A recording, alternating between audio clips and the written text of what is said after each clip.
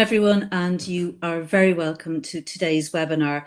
My name is Flor McCarthy and I'm a freelance journalist working mostly in foreign news for the past 20 years. I present political debates on Oireachtas TV, that's the Irish parliamentary television channel, where we regularly, until COVID struck at least, broadcast from the European Parliament in Strasbourg, where we put tough questions to the MEPs, some of whom are joining us today. I have a particular interest also in human rights, and I do media work with several human rights organisations. I am delighted to be moderating this special event organised by the European Parliament in Ireland, particularly as it falls on the centenary of the birth of the human rights champion Andrei Sakharov. The most memorable line about Sakharov to me was when he was awarded the Nobel Peace Prize in 1975. The Nobel Committee called him a spokesman for the conscience of mankind, and the committee declared, in a convincing manner, Sakharov has emphasised man's inviolable rights to provide the only safe foundation for genuine and enduring international cooperation. Well, we've all seen the dramatic images on our television screens and online since the presidential election in Belarus last August. Despite the threats and the violence, it is truly inspiring to see the continuing struggle for democratic reform.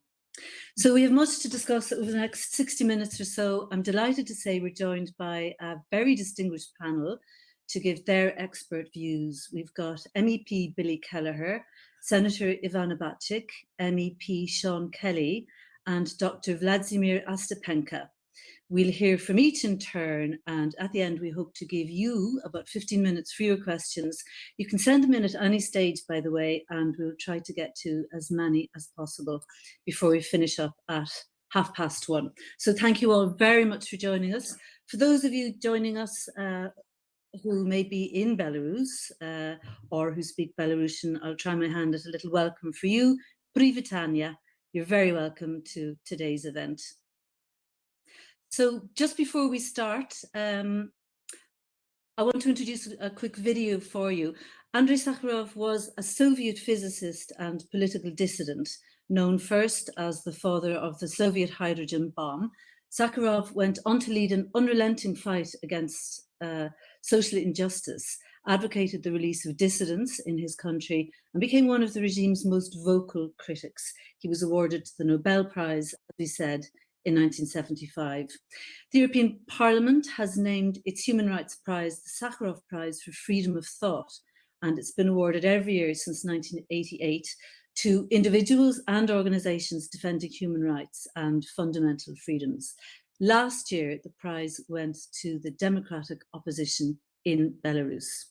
So before we get into our discussion and hear our panellists, I invite you all to watch together this new video from the European Parliament that's been specially commissioned to mark this important anniversary.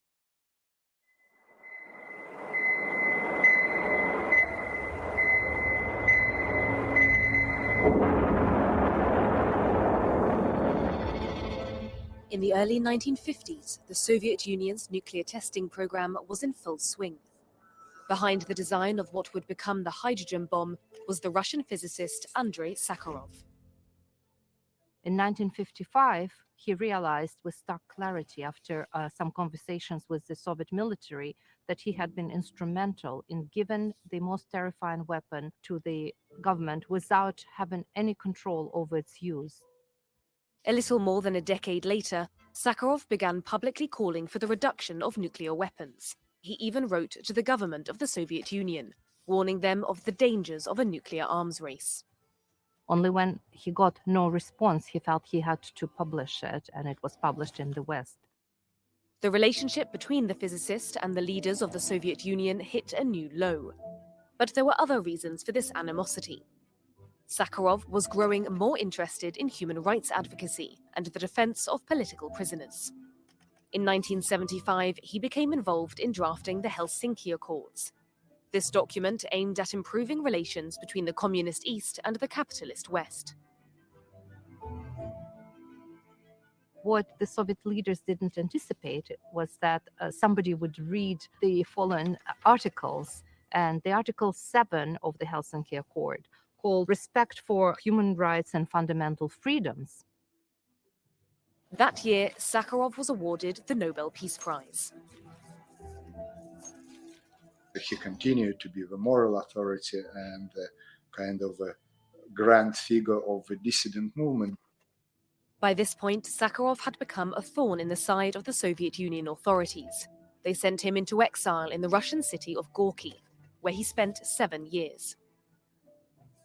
He was kind of exiled without a court decree and put under a regime which was reminiscent of a house arrest, although it wasn't called like that. After his release, the dissident turned to national politics, where he remained active until his death in 1989. More than a century after Sakharov's birth, his spirit is still very much alive and relevant today.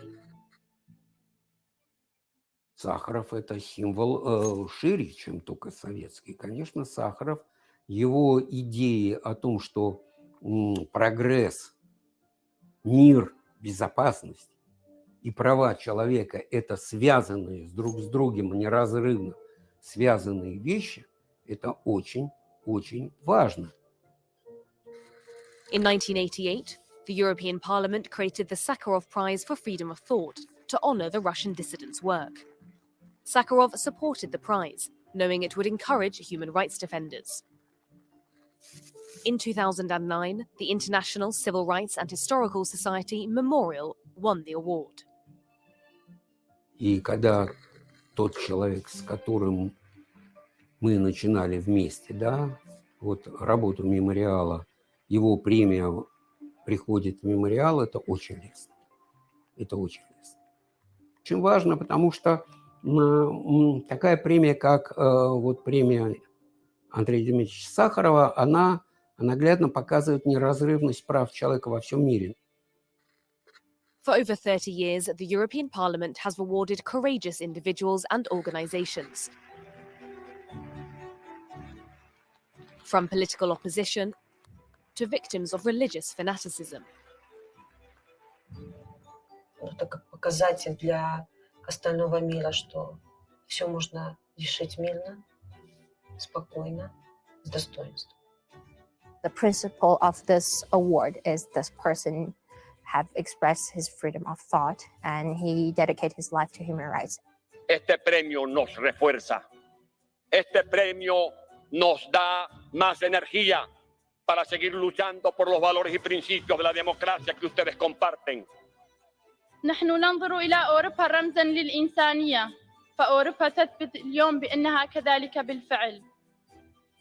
The ongoing work of the Sakharov Prize ensures the European Parliament continues to shine a light on the work of human rights defenders, wherever they are.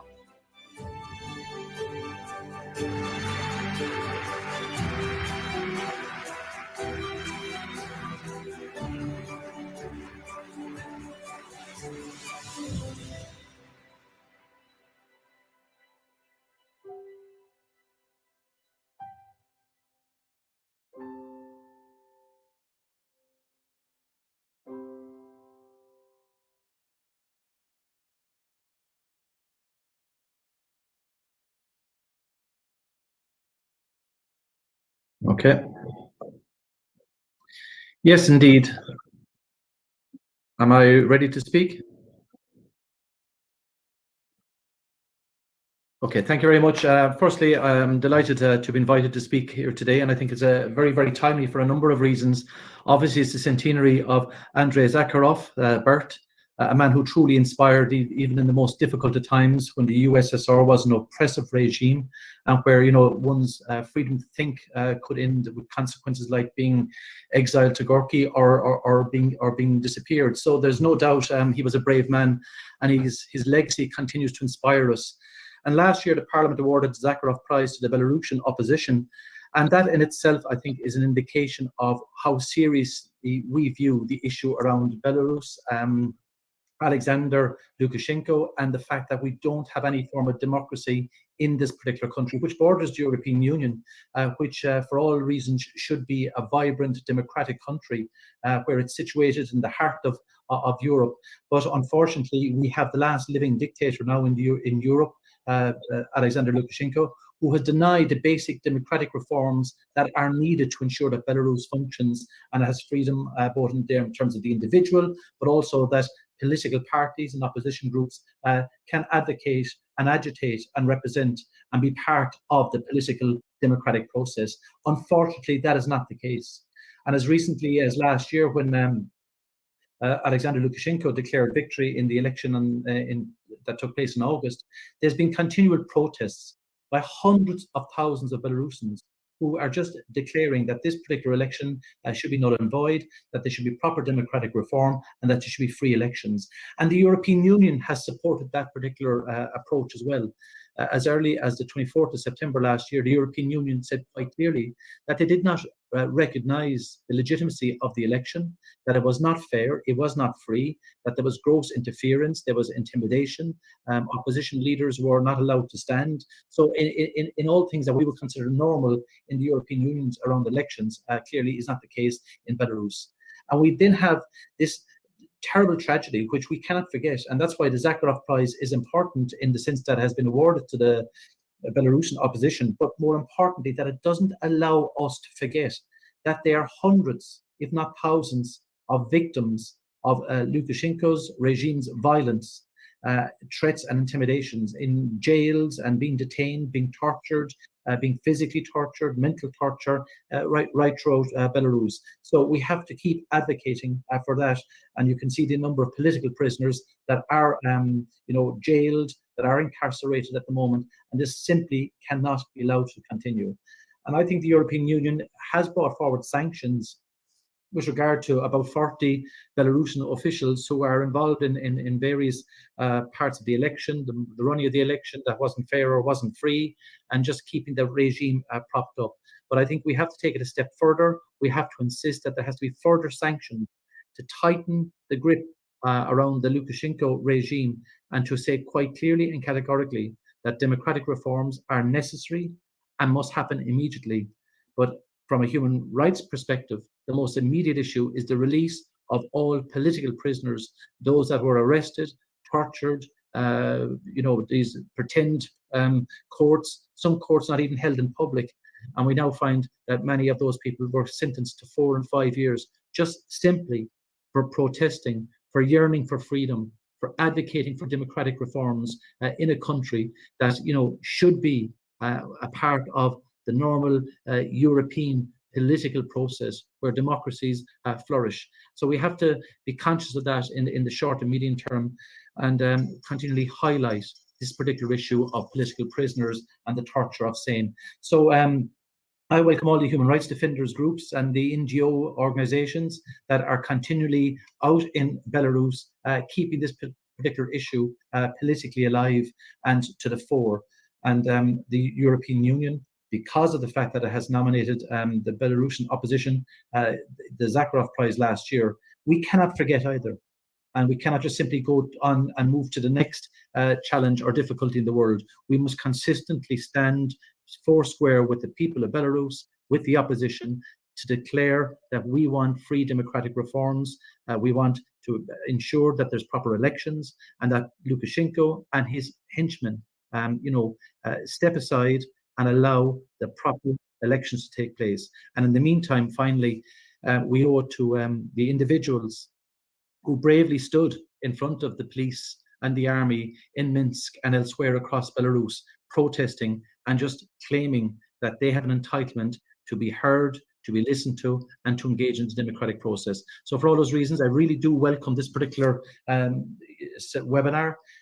We do have to consistently advocate for the people of Belarus and those that are incarcerated. And the Sakharov Prize itself is something, when you look at some of the people that have been awarded this particular prize, from Nelson Mandela right through to the Belarusian opposition, and many of the most brave human beings that, have lived on this earth, we equally must realize that many of the individuals were ordinary citizens that just were tired of seeing an oppressive, corrupt regime destroying, the Belarusian democratic process and undermining the individual's right to a free democratic election and an individual's right to be free as well in their own country. So I very much welcome this, and I will consistently advocate on behalf of all the political prisoners. We are trying to highlight this on a continual basis, but it's difficult because, as I said, there are so many tragedies and wars and civil strife across the globe that it is very difficult to keep the focus on this particular issue all the time as well. Only recently, you see the Palestinian-Israeli conflict, the tragedies unfolding there. So, but we have to continually remind ourselves that Belarus is a neighboring country. These are European citizens that will just yearn for democracy, yearn for freedom. And most importantly, they are doing it peacefully. They just stand in front of the police officers, they stand in front of the army, and they just call out for democratic reform without any violence. So they have to be applauded, they have to be recognized, they have to be supported, and they must not be forgotten. So thanks each and every one of you for advocating for them. Thank you to Billy Kelleher for those words. And could I just say thank you so much to the organisers of this webinar for inviting me to speak today. I'm honoured to be invited to speak to mark the Sakharov Centenary and to stand in solidarity with the people of Belarus, along with so many others across the European Union. As Billy has said, we are talking about a neighbouring country, we're talking about fellow Europeans, and like so many of us, I have been so impressed and humbled by the courageous struggle for democracy that is being carried out by the people of Belarus. I've watched the protests, I've watched with horror the awful suppression of the protests surrounding the rigged presidential election last August. I've noted, as so many of us had, I've noted with horror the fact that 31,000 people were arrested following the protests in August, arrested simply for carrying out their democratic entitlement to freedom of expression and freedom of assembly, things we take for granted here in Ireland and indeed across the EU. I noted, again with horror, that of those 31,000 people arrested, 370 were journalists, upholders of press freedom, who again were arrested and imprisoned simply for taking part in peaceful democratic exercises. And I want in particular to mention the political prisoner who is still in detention and who I've personally been asked to share an affinity with, and that is Alexander Tsireshka, who was imprisoned for 6 years and 6 months simply for participating in August in a peaceful protest regarding the rigged presidential election. Alexander will turn 36 on the 24th of May, that is on Monday, and he was proclaimed a political prisoner in December by a range of Belarus-based human rights NGOs, including Vyazna, PEN Belarus, the Belarusian Helsinki Committee, and Human Rights House. He's one of 14 protesters to receive sentences above 5 years in prison for taking part in protests, and many others were also convicted. I raise his case as just one example of the many who are serving time and who are politically detained and who deserve our support and our solidarity. So on this day, as we mark the centenary of Sakharov, I'm proud to stand in solidarity with Alexander and with all the many who've been detained for their courageous acts in simply seeking democracy and freedom in their home country. And before I finish, if I may just say, for me, this is also about my own family history.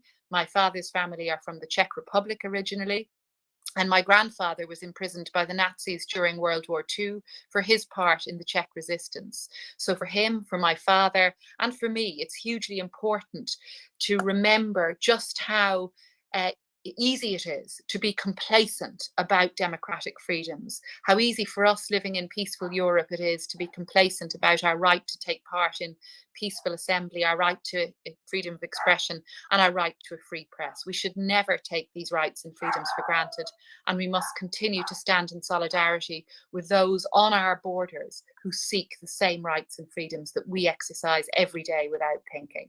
So I want to finish in Irish to say Gura Mahagwev Kelleher, thank you for organising this. Thanks to Torlach and all of the others in civil society groups in Ireland who are reminding us about the struggle for democracy in Belarus. And just to say to all those in Belarus who are still fighting and who are detained in prison and who are suffering because they seek democracy, we stand in solidarity with you. Thank you. Thank you very much for that, Ivana. And just a quick apology for the loss of link this end here, a little technical hitch. And of course, I didn't get a chance because of that to introduce formally Billy Kelleher and Ivana. So neither of them probably need any introduction. You know them well, Senator Ivana Bacik and MEP Billy Kelleher. We're also joined, I have to say, by a very special guest. It is Henry Dean. Henry's family hosted Svetlana Tishikhanskaya for a holiday in Roscrea when he was a child, part of the Chernobyl Children's Charity that he founded. She became like one of the family to the Dean, bonding with Henry's children. She returned regularly, initially for further holidays, and then as a mentor and interpreter for the younger children, ultimately for holiday work and worked in local factories, and has remained in regular contact throughout the years. So our next speaker is MEP Seán Kelly. Unfortunately, he can't be with us in person, but he has very kindly sent us his comments by video. Hello, everybody. I'm delighted to have the opportunity to speak with you all about the European Parliament support for the people of Belarus ahead of the Sakharov Centenary on the 21st of May. Earlier this year, I took part in Libereco's We Stand By You solidarity campaign to adopt a political prisoner. This campaign denounced the hundreds of arbitrary arrests that have taken place throughout Belarus in the course of peaceful demonstrations and election campaign rallies.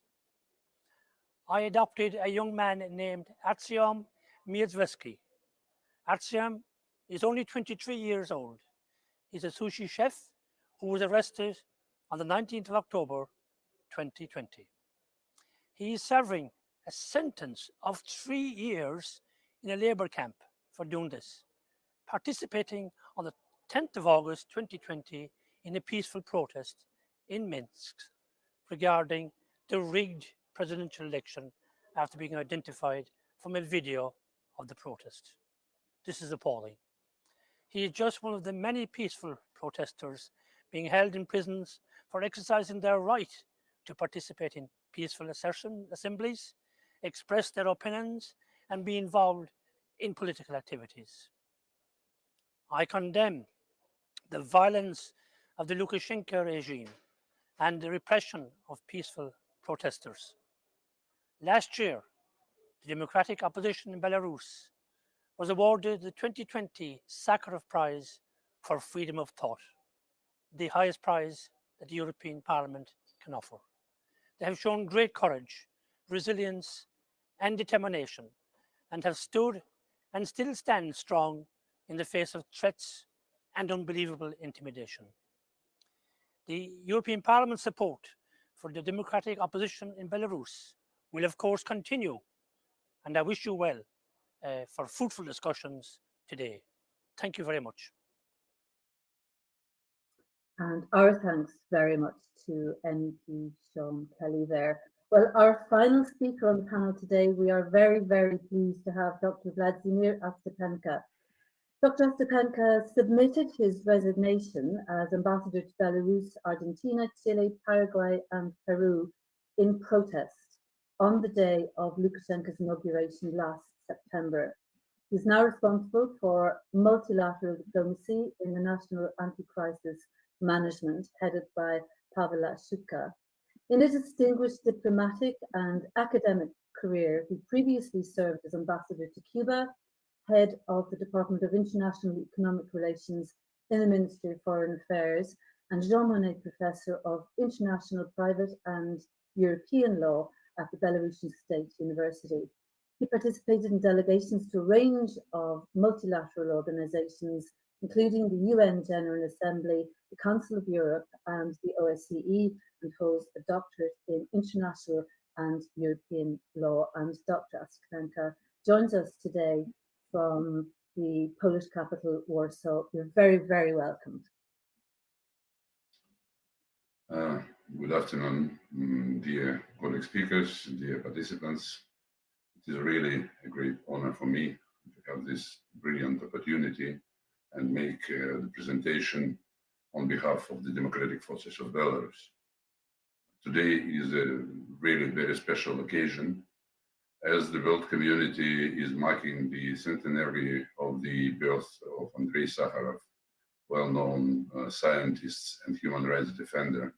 The Belarusians still have to keep on fighting for their fundamental rights and freedoms.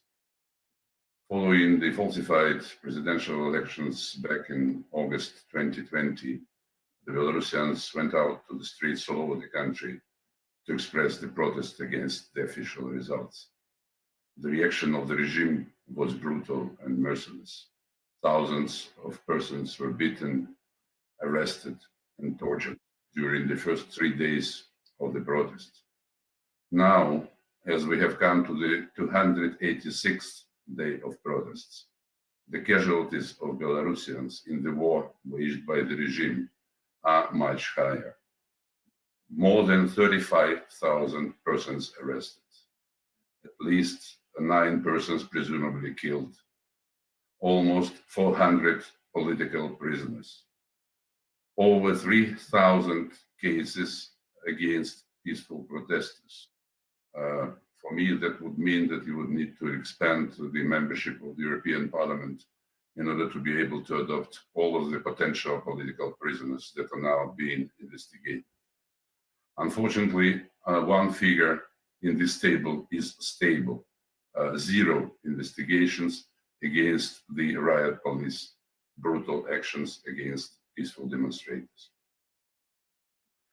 After 9 months of peaceful protests, it should be stated that the illegitimate regime of Lukashenko has ignored all the calls of the international community, continues to build up repressions against the civil society, and sticks forcefully to the power. At the same time, the ordinary Belarusians have been demonstrating their determination to continue, as the Irish Minister for Foreign Affairs put it, to courageously voice their demands for free and fair elections. We are very pleased that these efforts were appreciated by the EU member states, including Ireland, and in 2020, the Sakharov Prize was awarded to the Belarusian representatives of the democratic forces, including Svetlana Tikhanovskaya.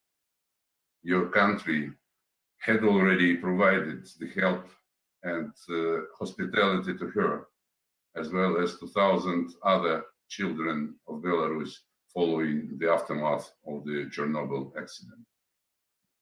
Now, she is counting on your support as the national political leader in the struggle for the democratic future of our country.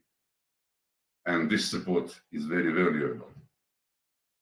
Since August 2020, Lukashenko, who lost the elections to Svetlana and consequently was not recognized as the legitimate president of Belarus, has been terrorizing the Belarusian population with the use of law enforcement agency and even army units. We badly need your support, because our people has no possibility to express freely their political position, either directly or through the credible, legitimate institutions. Our political leaders are in jail or in exile. No acting parliamentarian in Belarus has ever raised a voice against the violence and legal default in the country. Non-state mass media are oppressed, foreign journalists are not accredited. There is no effective recourse to the international procedures, as the regime does not observe its obligations under international law and ignores all the recommendations and appeals by the international community. Faced with the need to suppress the white people's unrest, the regime changed the legislation to practically prohibit all manifestations, and now is using the pretext of participation in an authorized massive event to jail any participant of the ongoing peaceful protest. We have thousands of cases of unlawful repression that could seem fantastic or crazy for foreign observers, But at the moment in Belarus, one can get arrested for 30 days for wearing white and red socks, or for intention to be present in the court proceedings, or get criminal charges for insulting a policeman in Facebook. We believe that at the moment Belarus stays at the brink of abyss and is turning into a failing state, which jeopardizes not only the independence and sovereignty of the country, but also the regional and global security. This unprecedented situation in the center of Europe requires a search for unprecedented approaches. Upon the moment, the appeals of the international community have not produced any real change in the policies of the illegitimate regime in Belarus. Lukashenko has rejected any possibility of a dialogue with the civil society, and he does everything to demonstrate his control over the situation. But we are confident that it's far from being true.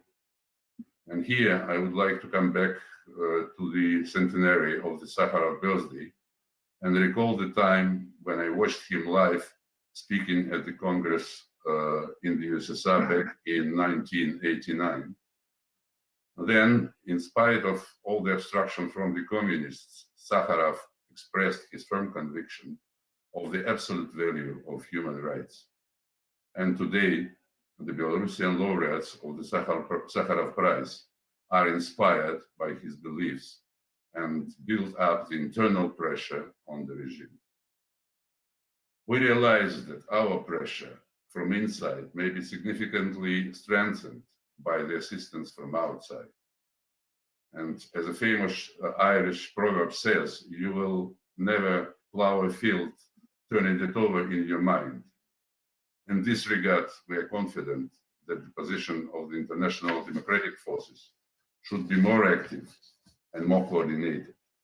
Therefore, we appeal to the international community to keep the situation of Belarus in the focus of its attention, to apply to Lukashenko and its regime comprehensive political and diplomatic restrictions, effective and smart economic sanctions.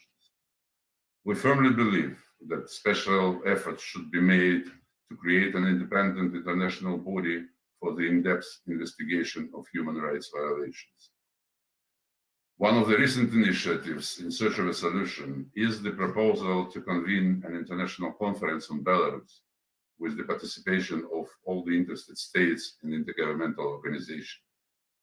The main objective of such a forum, in our view, would be the coordination of international efforts to enforce the regime of Lukashenko to an inclusive dialogue with the representatives of the civil society of Belarus, with the aim to find a peaceful and democratic solution to the deepening political crisis, and finally to hold free and fair elections in our country. I hope that here we can count on the support of the Michel Martin Taoiseach of Ireland, on the Irish government, of the Irish Parliament, of the Irish people, as well as all the democratic progressive forces in the world. And once again, I'm thankful to you for giving me a chance to present these thoughts in this very high audience. I'm thankful to all the speakers for the solidarity and support already demonstrated, and I'm sure that with the joint efforts we will reach our goals. Long live Belarus, Żyje Belarus. Thank you. Dziękuję, Dr. Astapenka. Thank you very much for those most informative comments. Just a question or two, if I may, to kick off the questions. There are some coming in, and we'll get to more of them in a moment. But you spoke there about how you're thankful of the support that you're receiving from Ireland and from the EU. And thank you for even quoting an old Irish proverb there. But what more can be done by Ireland and our partners in the EU when the President has the army and police backing? Well, this could be a long story, but I'll try to put it short. We believe that EU has a very big potential to influence the situation in Belarus, of course, in direct dependence on the development of the events on the spot. But the figures that I already mentioned and everyday facts that we are receiving of people being jailed for criminal charges, but just for the expression of their political position, in our view, requires more active and more target-oriented actions from the EU towards Lukashenko. And here we speak about the fourth package of sanctions that I understand would be adopted quite soon. And we believe that these sanctions should be much more effective and much more wide compared to what have been adopted earlier. On the issue of sanctions, they have, of course, been shown to be effective in many situations, but sanctions can also affect the general population. Now, we've seen the images of people being forced into the back of trucks, those very shocking images of people being arrested. There is talk of torture. And in the past week, it's been reported that the internet is being shut down from one of the more popular sites. So there is a lot of difficulty in people in Belarus even finding out what's happening and asking for help. Could sanctions endanger them further? Well, it's an arguable question. We believe that our people are already subjected to different sanctions because the economic situation in the country is deteriorating very drastically.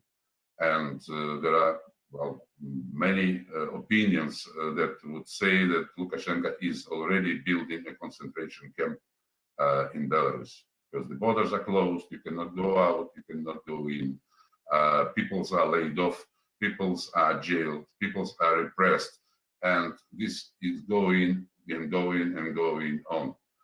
So we already are sanctioned by the regime, and we have seen no light in the end of the tunnel. Another point is that with the present modern technologies, sanctions could be very target-oriented and could be very smart.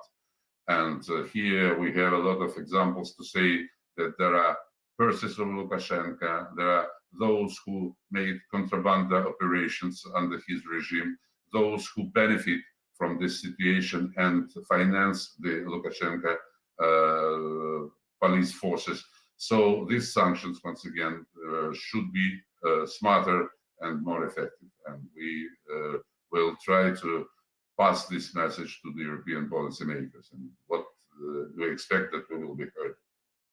Okay, so if I may, Billy Kelleher, bring you in here. You are one of these policymakers that we're discussing.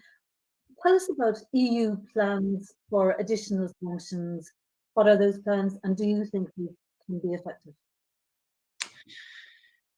Yes, well, I mean, firstly, there's quite substantial sanctions against individuals. I would be very reticent to go down the road of putting huge economic sanctions on the country itself, because I mean, the general population would suffer quite a lot, and it's just been pointed out economically, it's beginning to struggle quite a lot.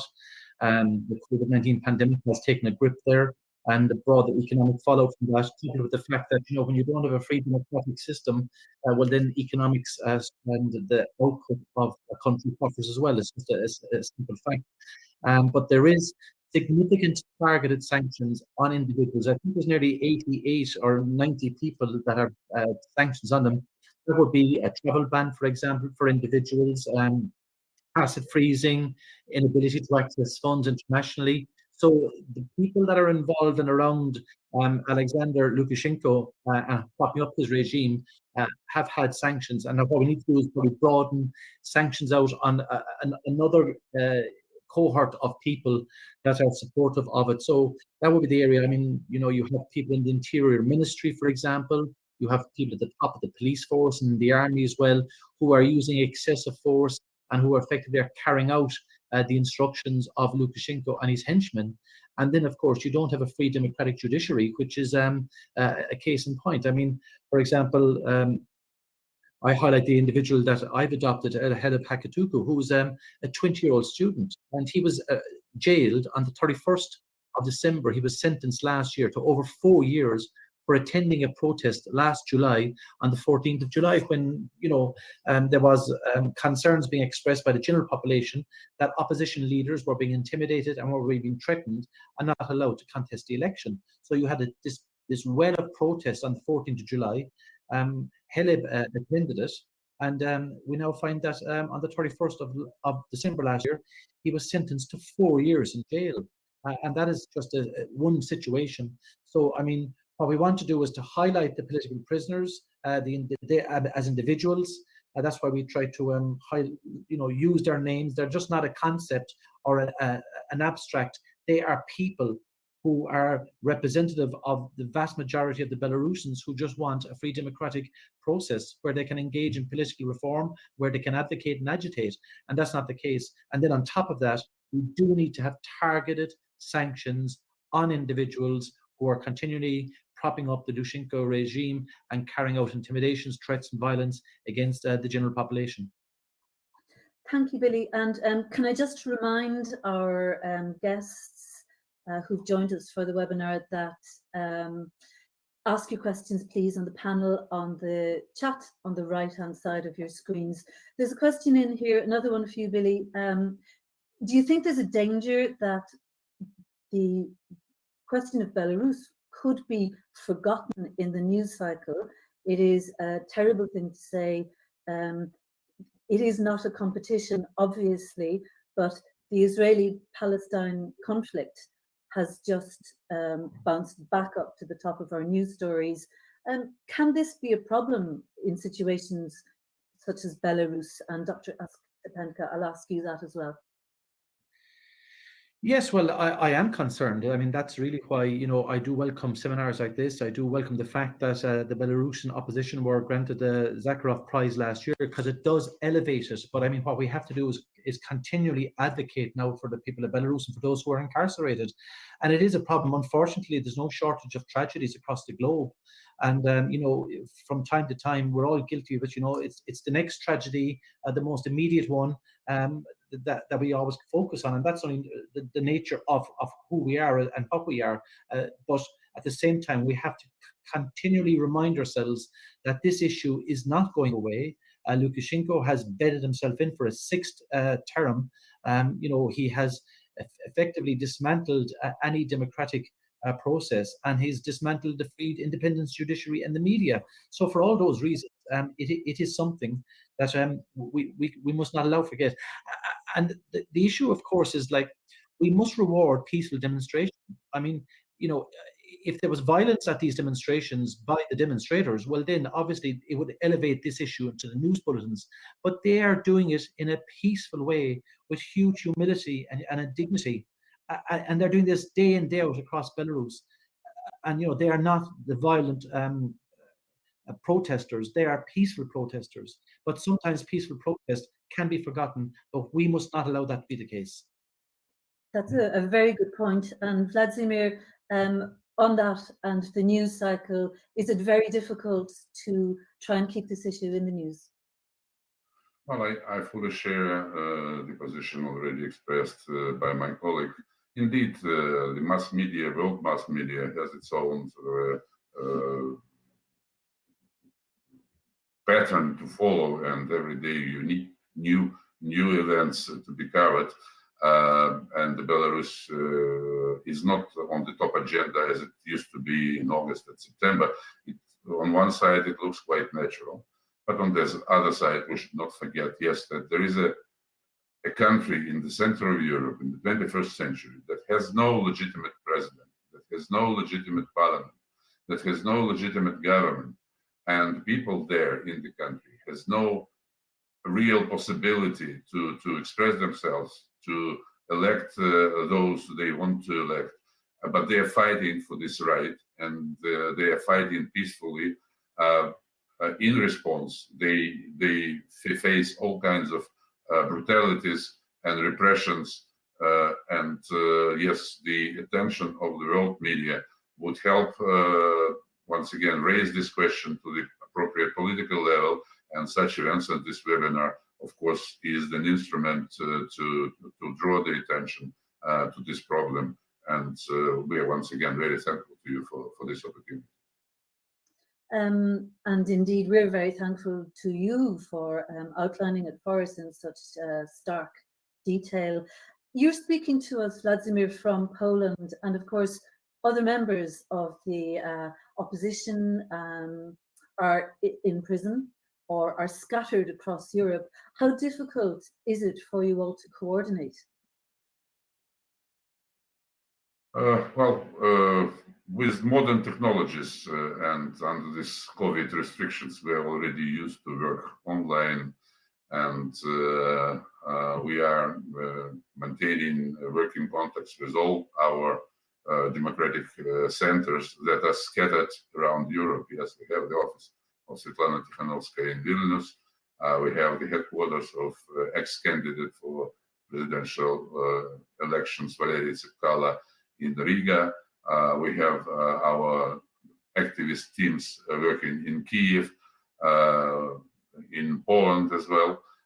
So it takes some time and takes some efforts, but generally we are all united with the one objective, to move Lukashenko out of power and to give the Belarusians their fundamental rights to have free and fair elections. So these efforts are worth taking. Okay. A question coming in here, Billy Kelleher, for you. In fact, there are several on this, several messages from the Belarusian community thanking Irish politicians for keeping this issue highlighted. One of them asks, can you tell us a little bit more about politicians adopting the political prisoners? How is that going to work? I mean, it has started. What do you hope to achieve? Well, we hope to achieve the simple fact of putting a face to statistics. Very quickly we can become immune to what is a person, in the sense that, we hear of a number of prisoners jailed, we hear of prisoners being sentenced, but we just want to make and put a face to these people that have, been incarcerated, sometimes without trial, for no reasons, stitch up court systems, just being put in jail for the simple fact of attending a protest. So the idea really is to adopt an individual and put a face to that individual, and obviously advocate for that individual. And in doing that, you're advocating for the entire Belarusian people. And we must continue to remind ourselves, this unfortunately happens all over the world, where political prisoners are jailed. It's very seldom that you can continually keep the focus on the individual, and very quickly, as the media cycle moves on, the political cycle moves on, and they're forgotten about. And that just simply can't be allowed to happen, as their fellow human beings, first and foremost, their fellow Europeans. They have attended peaceful protests as young students, just like Kelleher, just a 20-year-old attending a protest, and then now finds himself incarcerated for 4 years for that protest. So the idea really is just, what can we do? Well, I'd like to continually support the human rights defending organizations, the NGOs and others that are involved in Belarus in advocating for political prisoners, and I will continue to do that from the perspective of ensuring that at European level we don't forget either, and that we continually keep this to the political fore in terms of debate, discussions, broadening out sanctions, and consistently targeting those individuals that are supporting the Lukashenko regime in an oppressive, aggressive way against the Belarusian people. Okay, Billy, but Ireland has neither an embassy nor a consulate in Belarus, so diplomatic matters are dealt with via Lithuania. Given that, is there more that the Irish government could do to have an influence, do you think? Well, obviously, the Irish government, has been very supportive of the peaceful revolution that is taking place in Belarus. I mean, they have advocated. They have also stated quite clearly that they don't accept the premise of Lukashenko's legitimacy. Most European countries have said that. The European Parliament has said that. Ireland is an active participant in the Council in Europe. It's an active participant in terms of the Parliament as well, with its MEPs. So, I mean, we are at IDEM in support for the Belarusian people.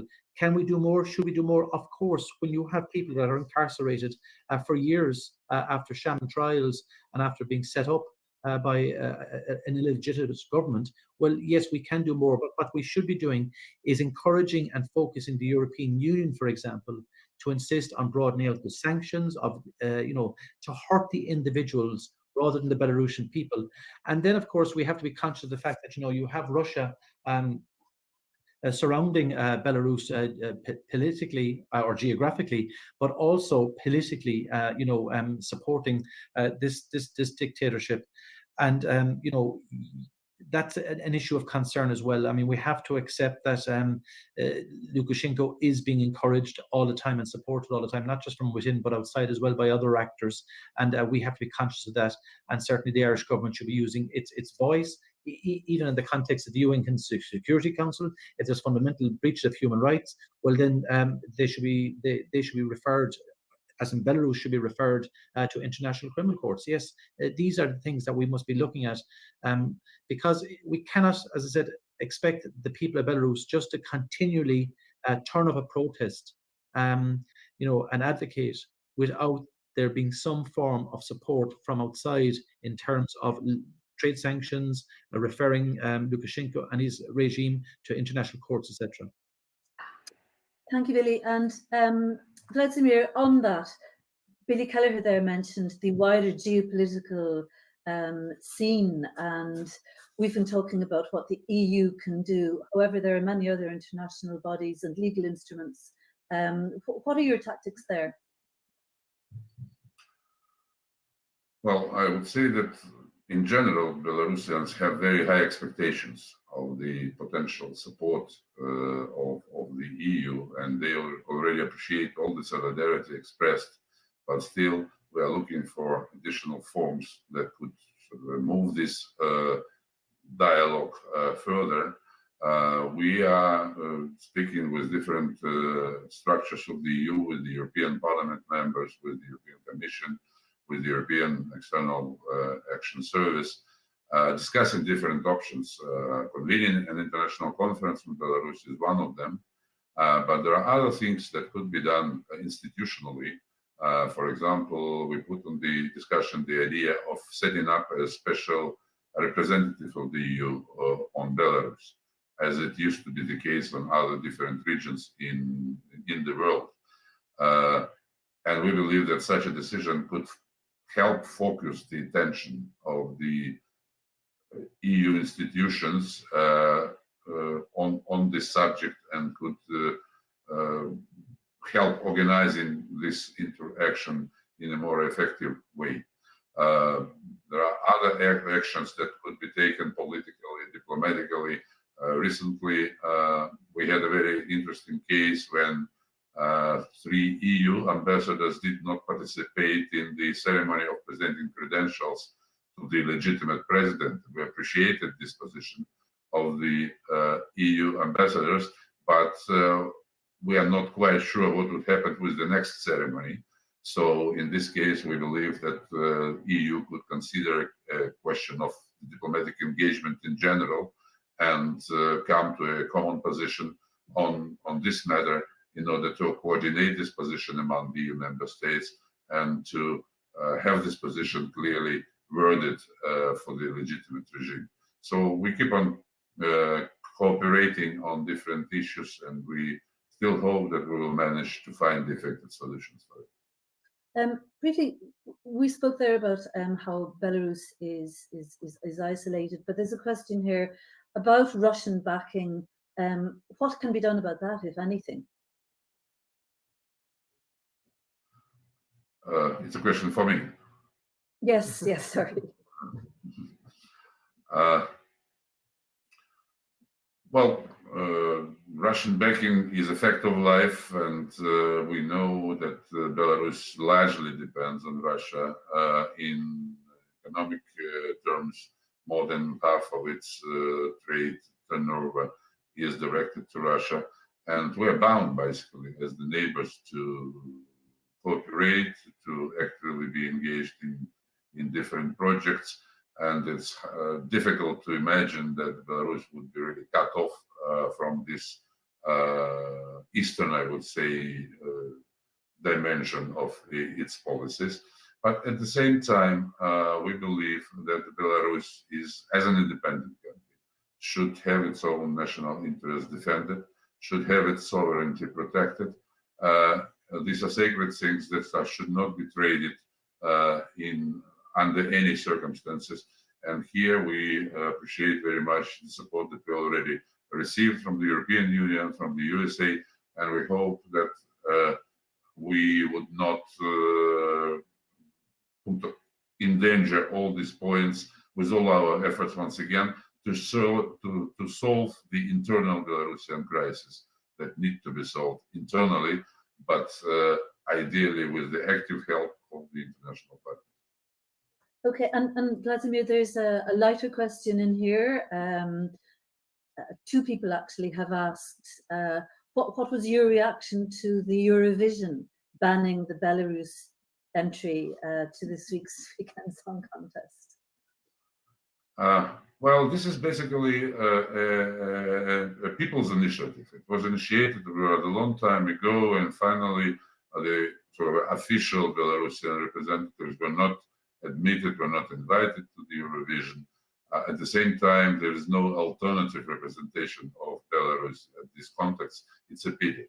But I hope that for the next contest, we will be ready with the real national representative. By the way, today is the first day of the World Ice Hockey Championship, which originally was scheduled to be held in Riga and Minsk, but the World Ice Hockey Federation decided not to have it in Minsk due to mainly political reasons, and now this championship is inaugurated in Riga.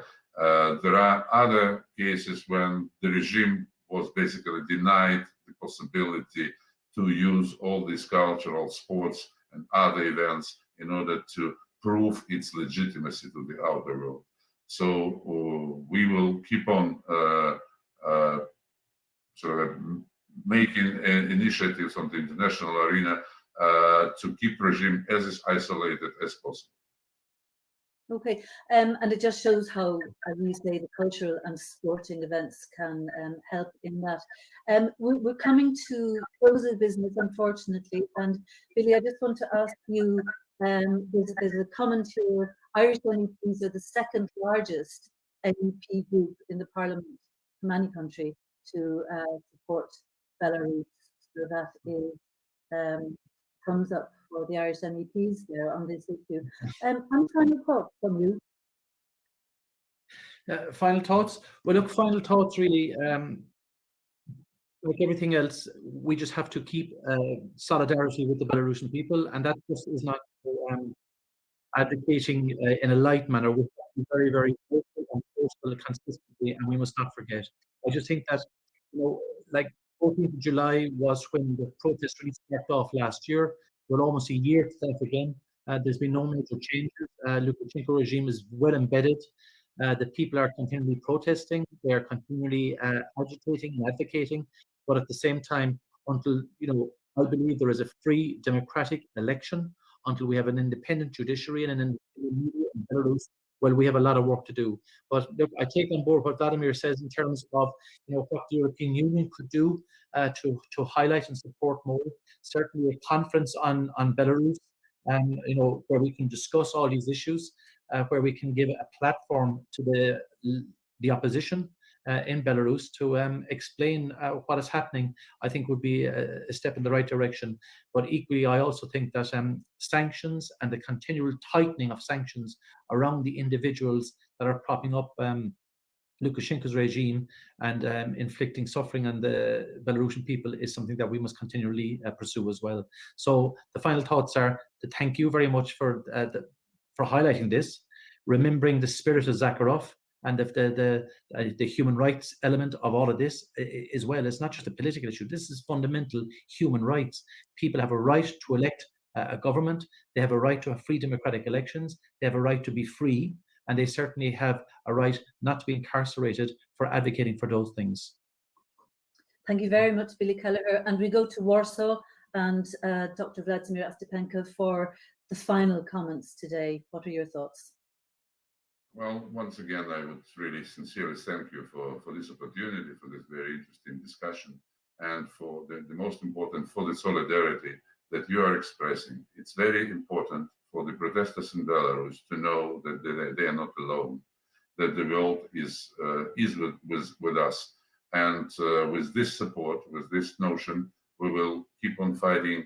And yes, this is the fundamental right to have a possibility to elect your own government without any fear of being persecuted.